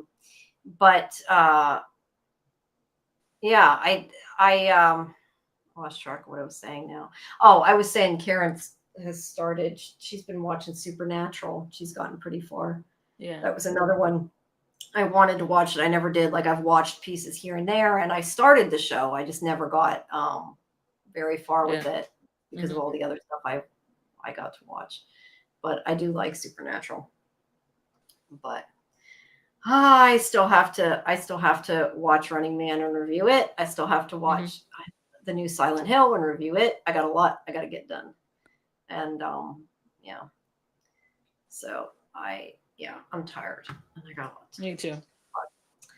But yeah, join us tomorrow at 10 p.m. Eastern for Fandom Access and Pluribus Finale and all that fun stuff. Please make sure that you like the video, hype it if you can, subscribe to SciFi Vision. We always appreciate it. I was gonna say, did people usually there's like you guys are liking it. Thank you. I appreciate it. I was gonna say a lot of times there's like one like sometimes. That's cool. Appreciate it. Hype it if you can. Yes, hype it if you can, if you have that option, and subscribe to SciFi Vision and join our Discord and be active on the Discord. I like want to talk to people, but I am really, really bad at like starting up conversations on like Discord and stuff. So if you talk to me, I'll talk to you, but I don't like start new. I need to get better at that. I just suck at that really bad. I need to be more active with that. But yeah, we will see you guys tomorrow, and hopefully I will have gotten some sleep and won't sound like I'm dead. I'm sorry, guys, if I'm like, I feel like I'm like very monotone, like I got a lot less hyper really quick. Just crash. I got tired. I'm so confused, but that's okay, B. Hey, I have a Discord. I'm still confused by Discord, so don't feel bad. I was really confused with Discord when I first got on it. Yeah, but I need to take time to figure out the channel and the server. All I know is I went and I got a month of Discord because I wanted some of the avatar decorations, the different things. I got a month of Discord to make it cheaper to buy it, and I got some different avatars, and I made my profile pretty, and that's about as far as I got. So. And and I've been doing the quest to get the free decorations. But yeah, don't feel bad, B. It's okay. You're not the only one. Discord's kind of weird. I don't know. Discord's to me is like a new thing. I had never really known much about Discord. So other than using it for mid-journey generations, that was when I started using it, which had nothing to do with chatting with people. So yeah. All right, kids, it is time to go. We will see you tomorrow. And there I am again in my weird accent. Have a good time on those old dusty trails, everyone. Yep. All right. Happy Good trails. night, guys. Happy trails. Until we meet again. Until we meet again.